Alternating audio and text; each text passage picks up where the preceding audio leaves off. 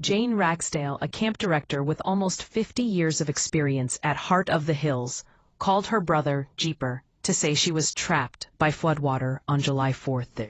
She had been trying to get out, but couldn't. Her last call to Jeeper was around 3:30 a.m., and he credited her phone call with saving at least 5 lives at his own camp. Jane Ragsdale was one of over 100 people who died in the Texas flooding.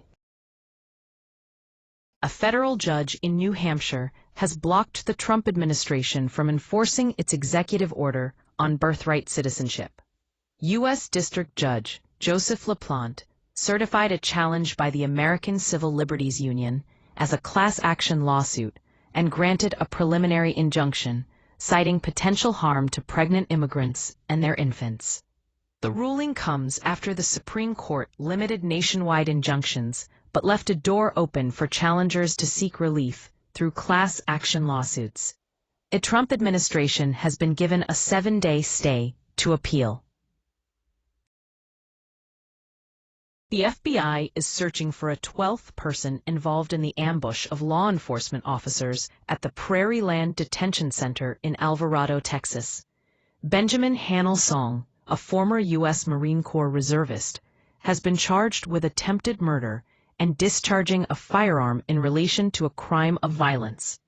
The group ambushed corrections and police officers on July 4th, using fireworks and graffiti as a distraction before firing upon officers with semi-automatic rifles. 10 suspects have already been arrested, including Song's alleged accomplice, Daniel Rolando Sanchez Estrada, who was charged with conspiracy to tamper with evidence.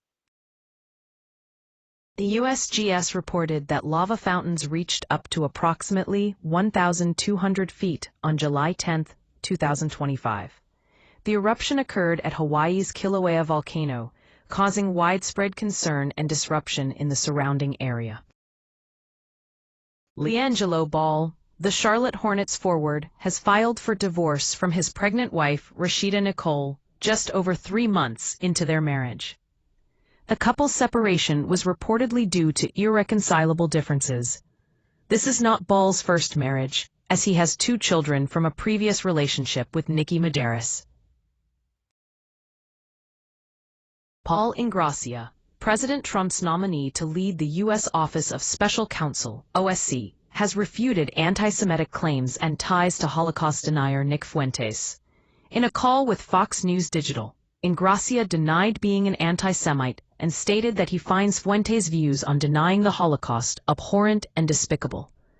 The timeline for his Senate confirmation hearing is unclear, but he will likely face questions surrounding similar topics when facing Congress.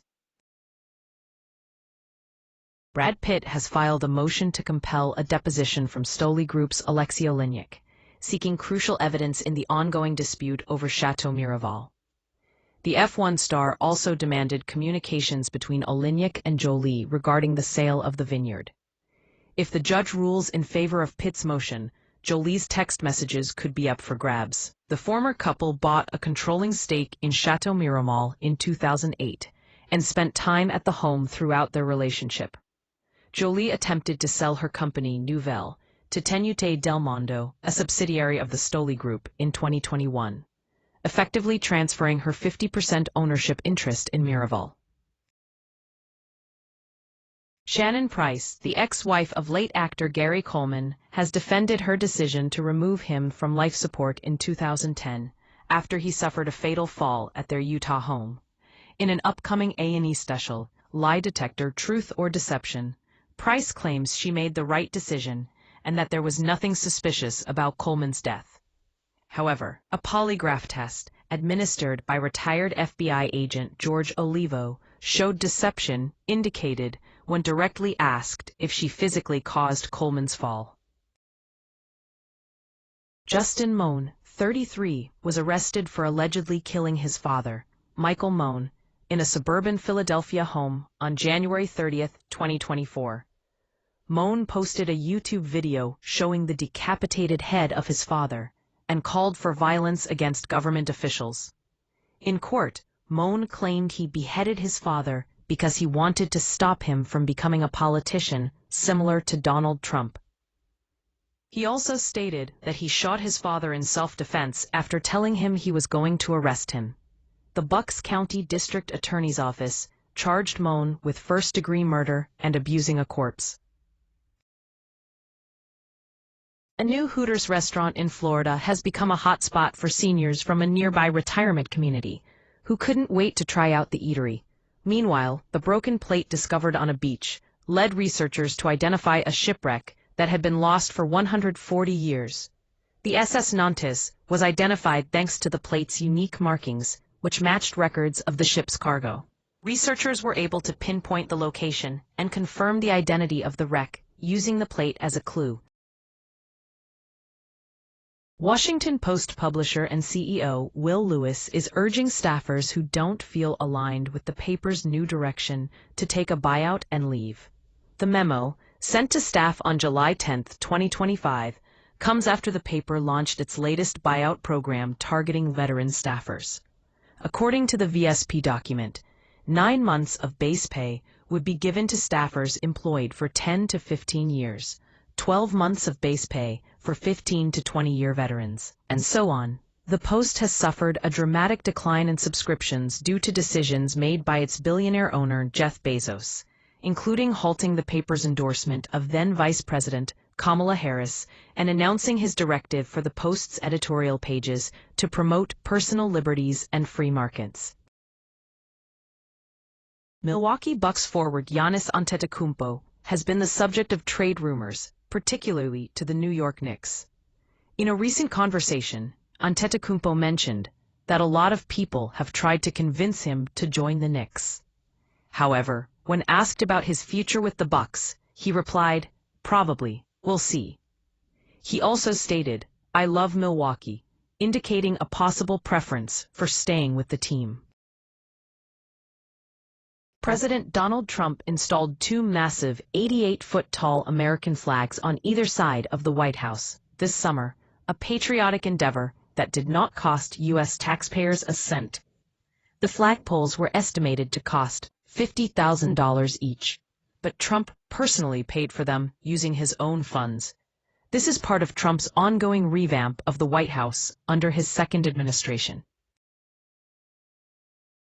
A confrontation erupted outside the San Francisco Immigration Court on Tuesday, July 8, as video shared by U.S. Immigration and Customs Enforcement, ICE, captured a tense altercation between agents and protesters. The clash is the latest in a growing series of confrontations with federal immigration officers. According to ICE, assaults on immigration agents have surged nearly 700% compared to last year. Protesters appeared to attempt to gain access to an ICE van amid protests in San Francisco. Many of the demonstrators were seen wearing keffiyeh scarves, a symbol often associated with pro-Palestinian activism. The group reportedly sought to prevent ICE from placing a detained migrant into the van, though the individual's identity and legal status were not disclosed. An ICE spokesperson told Fox News Digital that rioters violently attacked and obstructed federal law enforcement officers who were exercising their sworn duties. Under Secretary Noem's leadership, DHS will not tolerate violence against officers, and those responsible will be held accountable. A 40-year-old skydiver was killed and another suffered minor injuries after a midair collision on Wednesday in Ogle County, Illinois. The incident occurred when 2 skydivers collided midair, causing both of their canopies to collapse. Reserve parachutes were deployed, but the collision led to an uncontrolled descent for one of the skydivers. The deceased skydiver was pronounced dead at Rochelle Community Hospital, while the second diver was taken to the hospital with minor injuries. The incident is under investigation by the Ogle County Sheriff's Office in coordination with federal authorities. A federal judge will hear from a top Homeland Security official Thursday as she weighs next steps in the case of Abrego Garcia, a Salvadoran migrant, erroneously deported from the U.S., and now central to a legal fight over Trump's presidential powers. The judge ordered the Trump administration to produce a government witness with personal knowledge about the administration's plans for Abrego Garcia, who will be expected to testify under oath about the who, what, where, and when involving the government's plans to deport him again to either El Salvador or a third country, pending release from federal custody. Israeli Prime Minister Benjamin Netanyahu has sent a letter to the Nobel Prize Committee nominating President Donald Trump for the Peace Prize, citing his efforts in forging the Abraham Accords and promoting peace in various regions. This move comes after Trump defended his use of the term Shylock at a rally, saying he is unaware it is considered anti-Semitic by some. Meanwhile, an AI chatbot built by Elon Musk's company xAI went on a viral anti-Semitic tirade, praising Adolf Hitler and accusing Israel of being behind 9/11. In other news, New York City mayoral nominee Zohran Mamdani shared a video mocking Jewish traditions last year, while a leftist professor slammed her university as evil, but continues to work there for power. Minnesota Vikings linebacker Dallas Turner was scammed out of $240,000 after receiving a call from someone impersonating a J.P. Morgan Chase banker. The caller convinced Turner to transfer money to 2 business accounts to stop a supposed theft. An investigation has identified several suspects and is working towards criminal charges. House Oversight Committee Chair James Comer, RKIA, has dismissed a request from former White House physician Dr. Kevin O'Connor's attorneys to suspend his probe into whether ex-President Joe Biden's top allies covered up evidence of his mental and physical decline. Comer argued there was long-standing precedent for simultaneous probes between Congress and the Department of Justice, DOJ. The Kentucky Republican subpoenaed O'Connor to appear before his committee, which is also investigating whether any Biden administration decisions were signed off via use of an autopen, and whether it was with the then-president's knowledge. Comer stated that O'Connor's decision to plead the Fifth Amendment was another tactic to avoid testifying about the cover-up of President Biden's cognitive decline. The House Oversight Committee has released 20 minutes of video footage from Dr. Comer, Kevin O'Connor's deposition showing him pleading the Fifth to all questions except answering his name. A new Hooters restaurant opened its doors on Monday in the Villages, a Florida retirement community. The location is the first new Hooters since the company filed for Chapter 11 bankruptcy earlier this year. Seniors flocked to the restaurant, with many praising the service and food. One couple who attended the grand opening said they were impressed by the wings and curly fries, calling the service excellent. Another woman agreed, saying she would return to Hooters. The new location is part of a restructuring plan that aims to revamp the brand's image and operations. The buyer group, controlling over 30% of domestic locations, plans to operate about 130 Hooters restaurants after the restructuring. A new AI-powered brain scan tool, Dunedin Packney, can predict how fast a person is biologically aging. Developed by scientists from Duke, Harvard, and the University of Otago, the tool uses a single MRI-based scan to determine an individual's aging score. The study found that participants with faster aging scores were more likely to develop dementia, chronic illnesses, and die prematurely compared to those aging at a slower pace. Drew McIntyre, a WWE star, has been working tirelessly to get back into shape after being away from the ring for over a month. He will face off against Randy Orton at Saturday night's main event this weekend. McIntyre revealed that he brought in someone to help him with his diet and gym routine, which has led to significant improvements in his physique and movement. He feels better than he did 6 or 7 years ago, and is determined to be at the top of his game. McIntyre's return to peak shape is a testament to his dedication and hard work. A security guard was killed about 9 miles from where an American tourist, Brian Terrence, went missing in the Turks and Caicos Islands in late June. The Royal Turks and Caicos Islands police force said a body was found shortly after 9 a.m. Saturday in Grace Bay, but police haven't made an identification. Terrence, 51, of Monroe, New York, went missing on June 25 while vacationing with his wife on the island. He was last seen leaving his condo around 3:30 a.m.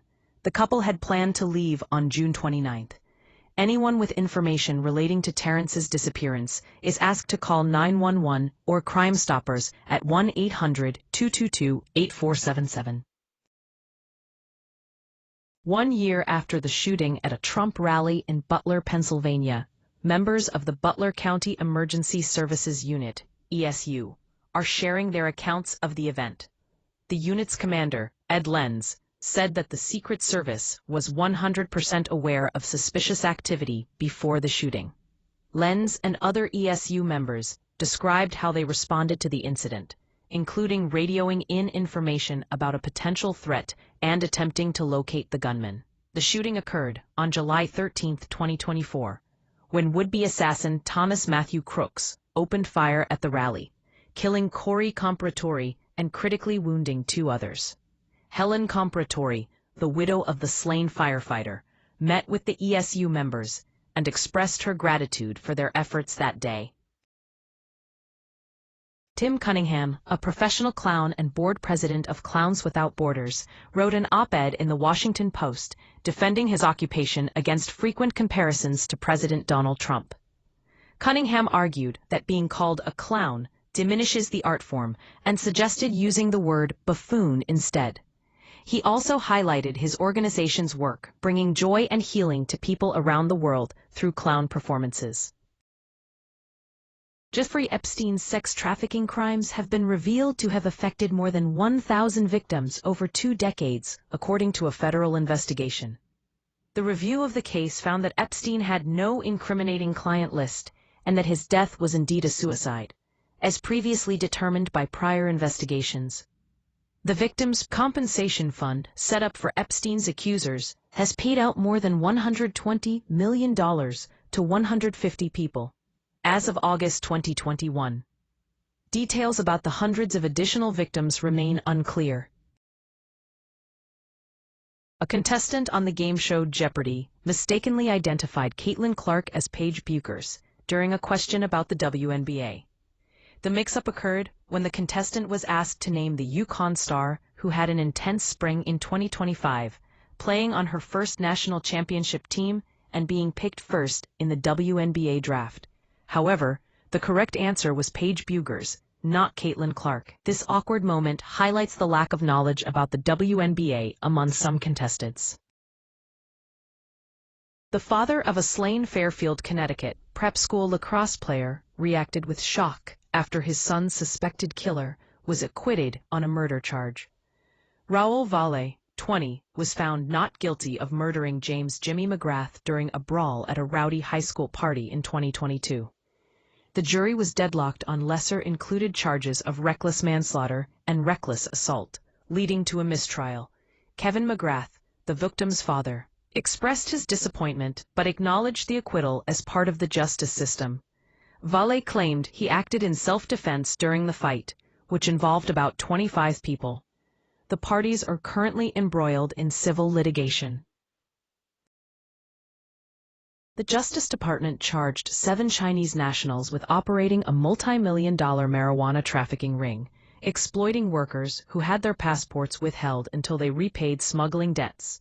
Authorities arrested 6 of the defendants on Tuesday morning, but 1 remains at large. The ring allegedly began operations around January 2020, focusing mostly on Massachusetts and Maine. A federal judge in New Hampshire granted class action status to a lawsuit seeking to protect babies who would be denied birthright citizenship by the Trump administration. The judge also temporarily blocked President Donald Trump's order restricting birthright citizenship from going into effect throughout the country. The suit was brought on behalf of a pregnant immigrant parents and their infants, and had sought class action status for all babies and their parents around the country who would be affected by the executive order. The search for the 161 people missing in Texas after devastating floods is being hindered by debris left behind.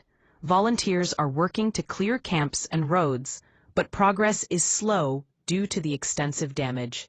The lack of a county-wide siren system has also raised concerns about emergency preparedness.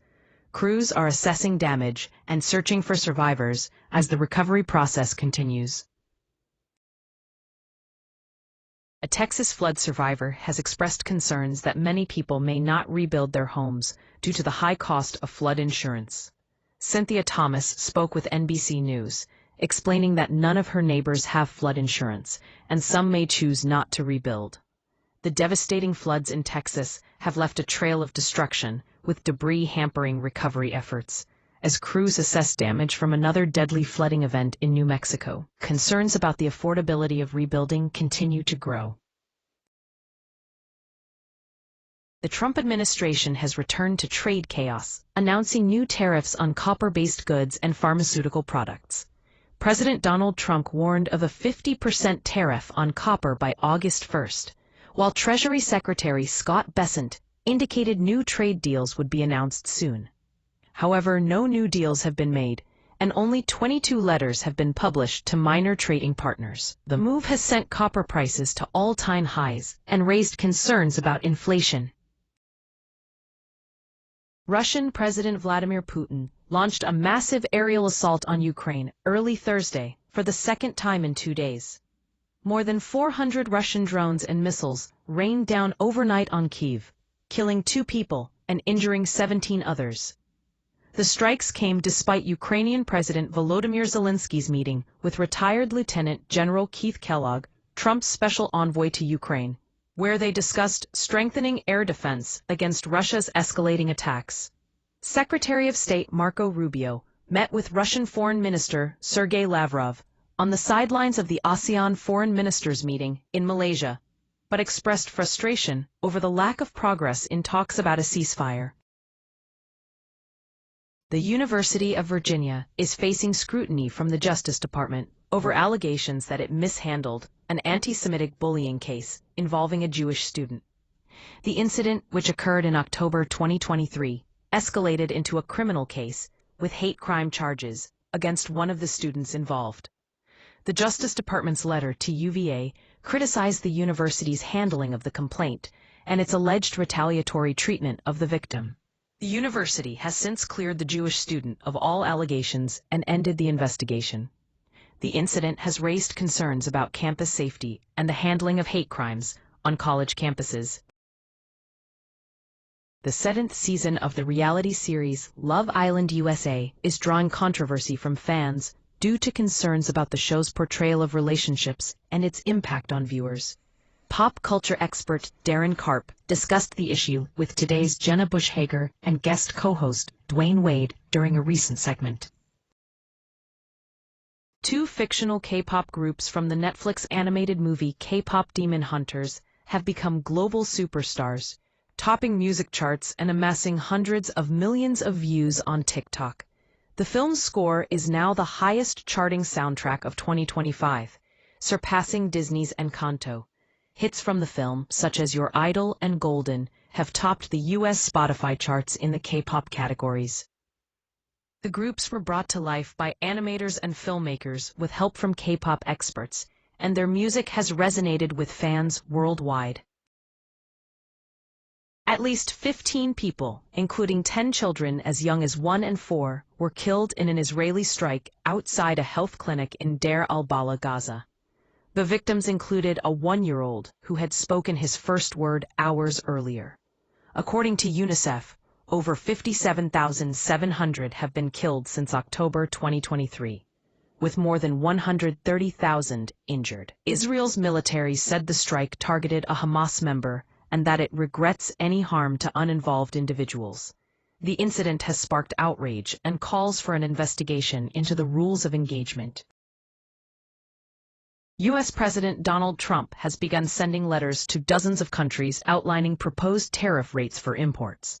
The letters, sent this week, inform countries what their goods will face in tariffs when entering the U.S. market. 3 general frameworks were signed with the UK, China, and Vietnam earlier this year, but no specific trade deals have been reached. The move comes after Trump's promise to secure 90 trade deals in 90 days failed to materialize.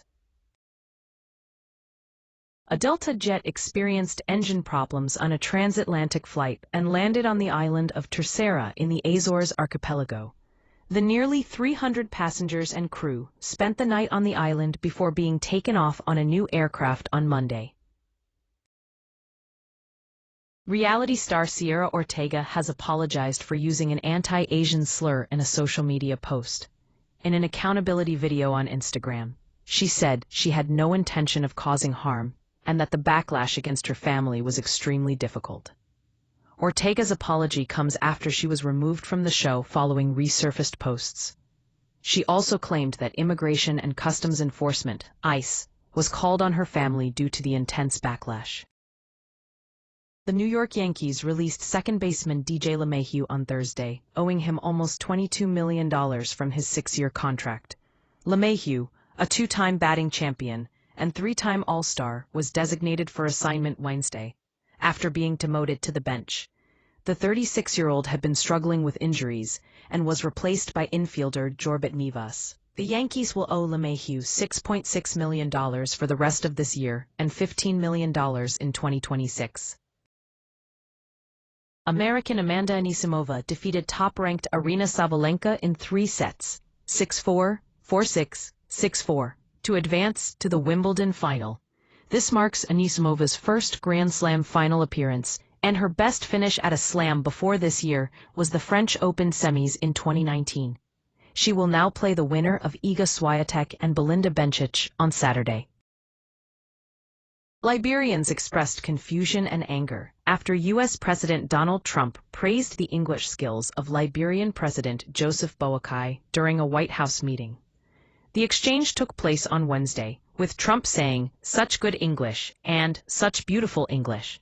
Liberians felt condescended to by Trump's remarks, given their country's long-standing relationship with the U.S. and its official language being English. The comments added to a sense of betrayal in Liberia, where American support made up almost 2.6% of the gross national income before the U.S. Agency for International Development was dissolved earlier this month.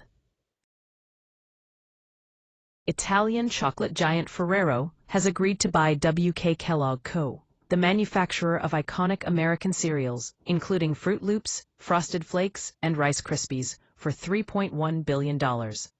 The acquisition is set to bring the publicly traded maker under the privately owned Italian manufacturer of Nutella, Tic Tac, and Kinder chocolates. WK Kellogg was spun off from Kellogg's in 2023 and has seen its shares surge more than 30% on the news of the deal. Senator Tom Tillis, RNC, has criticized Defense Secretary Pete Hegseth, saying he is out of his depth in his role overseeing the nation's military.